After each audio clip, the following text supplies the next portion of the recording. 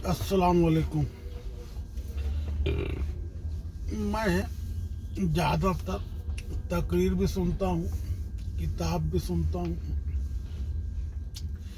मेरे एक बात समझ में नहीं आई, जितना मजहब का मजाक मजहबी लोग उड़ाते हैं, ला मजहब नहीं उड़ाता। जितना बद दिमाग, बद मिजाज, बद सोच मजहबियों में इशारा दिखती है, उतना दूसरे और ला मजहब में नहीं दिखती। अब मैं देखता हूँ हर फिरका दूसरे फिरके वाले को गलत मानता है, बेकार मानता, गलत रास्ते पे मानता है। और जैसे पॉलिटिक्स में आप देखोगे, हर आदमी का अपना फेवरेट लीडर होता है। जैसे मोहल्ले में कारपोरेटर है, फिर उसके बाद एमएलए है, फिर उसके बाद एमपी होते हैं। हर नेता का पब्लिक अपनी अपनी फेवरेट मानती है। जिसके पास जितने ज़्यादा फेवरेट मानने वाले होंगे, वो उतनी बड़ी पोस्ट पाता है। यही हाल आलिम दीन का है। अहले हदीस आलिम मिराज रब्बानी है, उसको कुछ लाखों लोग पसंद करेंगे। जाकिर नाइक है, उसको और ज़्यादा लोग पसंद करते हैं। जिसको जितने ज़्यादा लोग पसंद करते हैं, फेवरेट होते हैं, उतना वो वर्चस्व और नाम होता है उसके पास। अब जमात में है तो तारिक जमील है, फिर तारिक मसूद है, फिर इसके बाद नीचे और आएंगे। नंबर 1 पे है तारिक जमील, नंबर 2 पे है और सारे लोग होंगे, तारिक मसूद है। अब सुन्नी में आ जाओ तो नंबर 1 पे है हाशमी मियाँ है। पाकिस्तान में जाएंगे तो उनका नाम ध्यान नहीं आ रहा है, ताहिरुल कादरी। तो ये मजहब है कि पार्टी है? और हर फिरके वाला दूसरे फिरके को गलत मानता है। और फिरके इतने, और 73 फिरके भी होंगे और एक ही फिरका जन्नत में जाएगा। और इसका इनकार जो करेगा वो मुसलमान ही नहीं रहेगा। हदीस का इनकार करना तो हदीस का मुनकिर हो गया ना। और मुनकिर हदीस इस्लाम से खारिज हो जाएगा। तो इतना सम्मोहक, मतलब आदमी बोला तो मेरे को धार्मिक आदमी तो कोई कोई ऐसे हैं जैसे उनको कुछ कोल्हू के बैल से भी बदतर है। कोल्हू का बैल जो है उससे ही बदतर नजर आते हैं। मेरे से बहुत सारे लोग मिलते हैं, वो कहते हैं यार मुसीर भाई, आप मेरे दोस्त हो, आपसे मुझे बड़ी हमदर्दी है। आपका मैं अंजाम देख रहा हूँ, आप बिगड़ रहे हो, ईमान से बाहर जा रहे हो। उनको पता ही नहीं ईमान क्या है। सब ऐसे ऐसे अपने अपने मौलवी के सम्मोहित हैं। फिर बहुत सारे लोगों के पीर साहब भी हैं। मतलब सिर्फ मजहब जो है मगज खराब करके रख दिया लोगों का। और मेरा अपना एक्सपीरियंस, बहुत सारे लोगों को मैं जानता हूँ जो सिर्फ इसलिए मजहब और एक फिरके से बंधे हैं कि उनको एक उम्मीद है कि कल उनके अंदर जो गलत काम करते हैं, लोगों का ले लेना देना नहीं है, लोगों को बेईमानी कर लेना है, उधार ले लिए तो देंगे नहीं। तो ये सब सारी चीज़ें उनको उम्मीद है कि अल्लाह है, माफ़ कर देगा, सारी दुनिया का मालिक है, वो माफ़ कर ही देगा। और उसने तो बड़े से बड़े जालिमों को माफ़ किया है। 99 कत्ल किया उसको माफ़ कर दिया है। बहुत सारी कहानियाँ भी हैं। जिसने पूरी ज़िंदगी नबी से लड़ा है अबू सुफियान, लेकिन नबी की पार्टी में आ गया तो जन्नतुल फिरदौस में उसका घर है। खालिद बिन वलीद जो कितने सहाबियों का कातिल है, नबी के सहाबियों का कातिल है। जब वो इस्लाम में आ गया तो अल्लाह ने उसे अपनी तलवार का लक़ब दे दिया, सैफुल्लाह। खालिद बिन वलीद अल्लाह की तलवार है। जैसे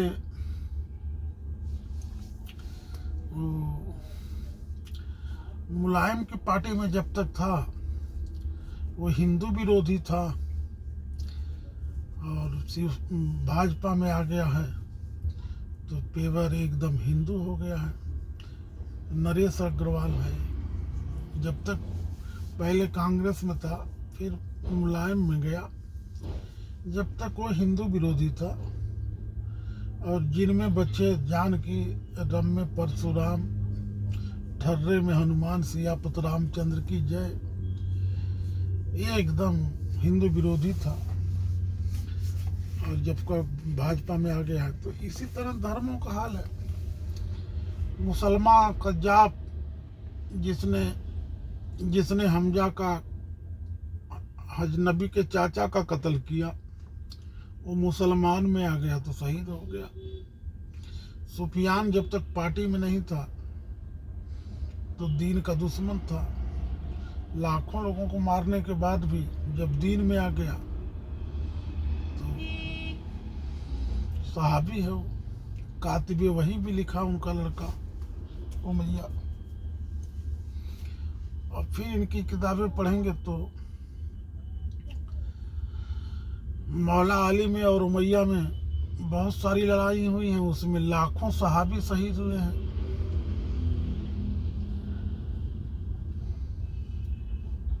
समझ रहे हो, लाखों सहाबी शहीद हुए हैं। और फिर उमैया जब हावी हुआ है तो जितने भी अली के सपोर्टर थे, आदमियों को मारा तो मारा यार, समझ में आती है। आदमियों को मार दिया, जवान आदमियों को, बच्चों को मारा, पेट के बच्चे से नहीं, पेट के बच्चे तक निकाल के बच्चों को कत्ल कर दिया है माँ के साथ में। और उसे, वो भी जन्नती है, सहाबी है। मतलब जो पार्टी का काम करे वो ऊपर वाला है। पहले तो ऊपर वाला हुआ, फिर उसके बाद अगर मेरी पार्टी का नहीं है तो कितना भी हो जन्नती, अच्छा आदमी नहीं है। ये मजहब में इंसान ऐसा उलझ जाता है, उसकी बुद्धि गिरवी है। मजहबी आदमी ज़्यादातर कोल्हू का बैल है, उसी में गोल गोल घूम के मर जाता है। और सब पकड़ के चलते हैं कि मैं तो परफेक्ट हूँ, सामने वाले को अकल नहीं है। दरअसल अकल बनी 1.5। हर आदमी अपने को पूरी समझता है, अपने मजहब को, अपने फिरके को, अपने पंथ को, अपनी जाति को। बाकी दूसरे सब मूर्ख हैं, बेवकूफ हैं। ऐसा उलझा आदमी पूछो मत। अब मैं किसी से पूछ देता हूँ कि अल्लाह होशियार है कि आप होशियार हो, तो कहेंगे नहीं अल्लाह। तो बोला फिर जेर जबर जो लगाया वो होशियार होगा ना। कुरान अल्लाह का कलाम है, जेर जबर ये लगा रहे हैं, सूरतों के नाम ये ले रहे हैं, सूरतों की तरतीब इन्होंने किया है। जैसे भेजा तो वैसे तरतीब नहीं हुई है, इंसान अपने हिसाब से किया है। अब जब ये किया है तो फिट भी किया होगा। पार्टी अपनी पार्टी के फेवर बना रहे। अब आप गौर से देखो, अगर अल्लाह का वजूद है तो पूरी दुनिया में मुसलमान के साथ में जुल्म होता है, उस पर सबकी नज़र है। लेकिन सऊदीया में इमाम अपने मन से कुछ तकरीर नहीं कर सकता, उस पर किसी की नज़र नहीं है। किसी उलमा के बारे में मुंह से वो नहीं निकलता कि ये गलत है। उलमाओं को, जैसे हमारे भारत में जाहिल नेता, अनपढ़ नेता आईपीएस को चलाता है, आईपीएस पीसीएस उनके अधीन होते हैं, पढ़े लिखे लोगों को जाहिल चलाता है। इसी तरह वहाँ पे देखोगे तो जो मुफ्ती हैं, बड़े बड़े नामी उलमा हैं, जो हरम के इमाम हैं, उनको वहाँ का बादशाह चला रहा है। इतना ही बोलना है, इससे आगे नहीं बोलना है, इस मौजू पे बोलना है। मतलब सिर्फ बसिर्फ सारी दुनिया में धर्म मजहब दोनों कह लो, शासक अपने बचाव के लिए इस्तेमाल करता है। अब जब जहाँ वोट सिस्टम नहीं है, बात साफ है, वहाँ तो प्रजा का टेंशन नहीं है ना कि 5 साल बाद वोट नहीं मिलेगा, ऐसा काम मत करो। अब सऊदी जो है सेकुलरिज्म पे बढ़ गया, दुबई सेकुलर बन रहा है, अरब में सेकुलरिज्म की दौड़ चल रही है। अब उनको लग रहा है कि सेकुलर बनेंगे तो ही लोग आएंगे हमारे पास, और पिकनिक पॉइंट बनाएंगे और एंजॉय के घर बनाएंगे, और हूरों के सिस्टम जब दुनिया में लागू करेंगे तो लोग ज़्यादा आएंगे। उसकी रेस लगी है। मरने के बाद लोगों को भरोसा नहीं है हूरें मिलेंगी कि नहीं मिलेंगी। तो जो भी धनवान है वो जीते जी ही हूरों की मजा लेना चाहता है, शराबे तहूरा पीना चाहता है। अब शासक भी वो सब मुहैया कराने पर लगा है। अल्लाह का यकीन अगर होता तो उसको ये सब क्यों करता। आप सऊदी में देख लो, दुबई देख लो। अब भारत हमारा हिंदू राष्ट्र की ओर बढ़ रहा है, पूजा पाठ की ओर बढ़ाया जा रहा है। यहाँ वोट बैंक है, अगर इनको दिमाग हैक कर दिया तो थोड़े दिन राजनीति चल जाएगी। नया नया प्रपोजल लाओ, राम मंदिर बना के खुश कर दो, मथुरा दे के खुश कर दो। फिर दुश्मन का दुश्मन दोस्त होता है ना। अब मुसलमानों को सेकंड दर्जे पे लाओ, बहुत चढ़ गए थे ये। तो यहाँ की मजबूरी अलग है, वहाँ सेकुलर बनाया जा रहा है, यहाँ सेकुलर से हटाने की कोशिश चल रही है।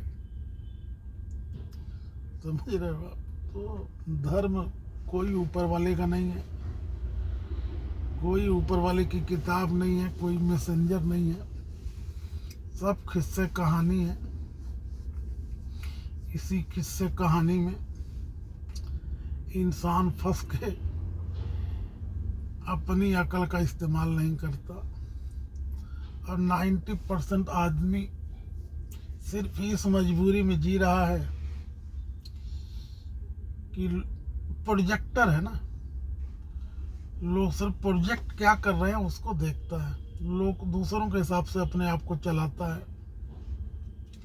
जैसे आप घर में चड्डी पहन के बैठे हो, लेकिन कोई बेल मार दे तो लुंगी पहनना मजबूरी है। लोग क्या कहेंगे?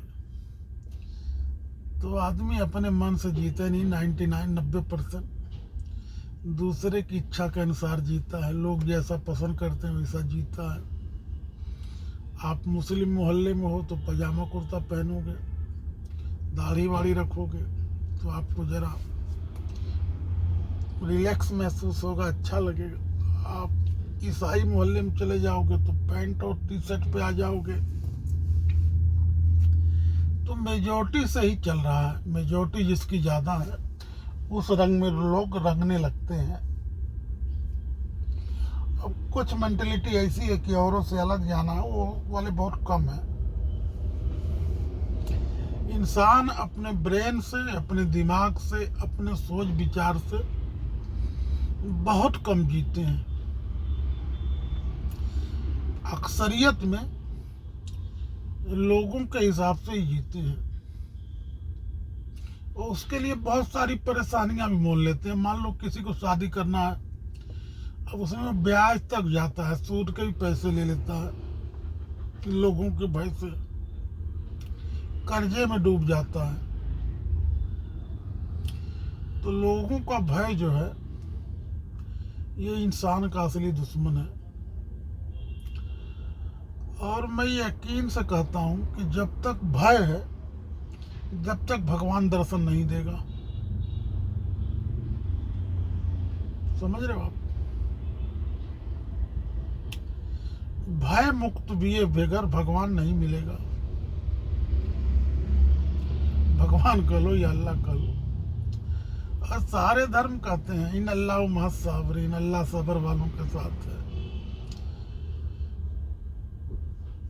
संतोष धन से बड़ा कोई संतोष नहीं है, लेकिन सबसे ज्यादा असंतोष धार्मिक में ही मिलेगा।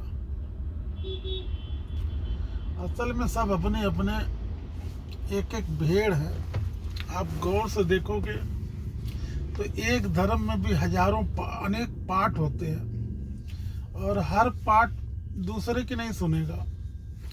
उसका फेवरेट नेता है वही उसको अच्छा लगेगा, उसका फेवरेट मौलवी है वो अच्छा लगेगा उसका। जैसे किसी का फेवरेट क्रिकेटर होता है, 4 बेटे में एक बेटा फेवरेट हो जाता है। तो कोई सब बुद्धि ब्रेन हैक वाले लोग हैं। इन ब्रेन हैक में अगर एक बार आप इंसान बन के देखोगे जब इनको, तो सब तुम्हें ये भीड़ ही नजर आएंगे। अलग अलग कंपनी की भीड़ है, फिर उसमें अलग अलग ब्रांड है। ये इंसान कम है, ये कठपुतली है, कठपुतली। किसी को बुरा लगे माफी चाहता हूं। समझ रहे हो आप? सोचो समझो जियो। देखो जहां इस्लाम है, मेरी नज़र तो वहाँ इस्लाम देख ही नहीं रही है। वहाँ जहाँ जो अल्लाह अपने उलमाओं को बोलने पे पाबंदी नहीं हटवा सकता, जो अल्लाह अपने नवासे, अपने दामाद, अपने अहले बैत, अपने घर की रक्षा नहीं कर सकता, वो हमारी रक्षा क्या करेगा? हमारी रक्षा हमें खुद करना है। रक्षा का मतलब ये है, शरीर तो नश्वर होना ही है, एक दिन नाश ही हो जाएगा। आत्मरक्षा करो, अपनी आत्मा को गंदी होने से बचाओ। रक्षा का मतलब ये नहीं आत्मरक्षा कि जब भी ऊपर वाले की रक्षा पे बैठोगे तो आप डूबोगे। अपने आप की अपने आप से रक्षा करना है। ऊपर वाला किसी की रक्षा नहीं करता। रक्षा करता तो उसके पूरे परिवार को शहीद कर दिया गया है। उसके हजे असवर की बेहुरमती हुई है, खाना काबा की बेहुरमती हुई है, और आज भी उसके मुफ्ती और आलम दीन जो बड़े बड़े उलमाओं हैं, 1857 में गदर में 70,000 60,000 उलमा काट दिए गए। नबी के टाइम पे हाफिज कुरान 70 शहीद हो गए। जो इतने लोग शहीद हुए हैं, अगर वो बचाता, दखल देता तो ये नहीं होता। अगर वो चलाता तो फौज की, मिलिट्री की, पुलिस चौकी की जरूरत क्या है? किसी मासूम बच्ची का रेप हो और 70 अम्मा से ज्यादा प्यार कर रहा हो और सर्वशक्तिमान भी हो, ये बात हजम नहीं होती। आप ही अपनी रक्षा कर सकते हो, आप ही अपने मालिक बन सकते हो। दूसरे मालिक को जब भी बनाओगे तो आपको इंसान बनने में बाधा आएगी, और आप एक ब्रांड के मानसिक गुलाम बन के रह जाओगे। जिस्म गुलाम हो चल सकता है, लेकिन मन गुलाम नहीं होना चाहिए। धर्मों ने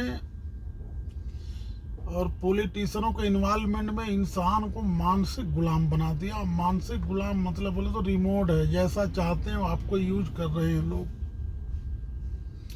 तुम्हारी कौम, उसकी कौम, इसकी कौम, ये कौम शब्द ही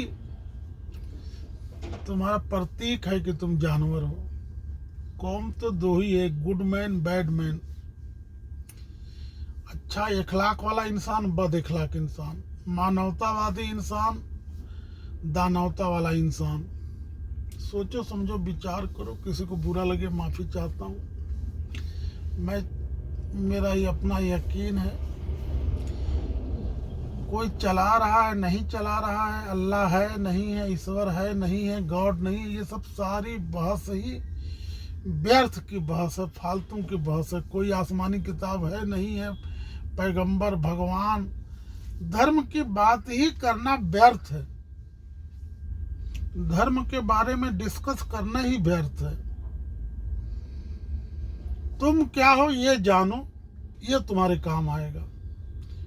तुमको कैसे जीना चाहिए, तुम कैसे जी रहे हो, तुम गलतियां क्या कर रहे हो, इस पे फोकस करो। जो चीज कभी नहीं मर सकती, जो कभी खत्म न होने वाले, वो है तुम्हारी आत्मा। उसको जिंदा रखने का प्रयास करो। जो मरने वाला है उसको तुम क्या रोक सकते हो? घर बनाए हो, एक दिन खंडहर होगा। आज बच्चे हो, कल जवान हुए, बूढ़े हो के मरोगे, या जवानी में चले जाओ, शॉर्टकट में चले जाओ। जो चीजें दिख रही है उसको नाश होना है। जो नहीं दिख रहा है, जो अमर है, वो तुम्हारी आत्मा है। तुम्हारी आत्मा, तुम्हारी रूह,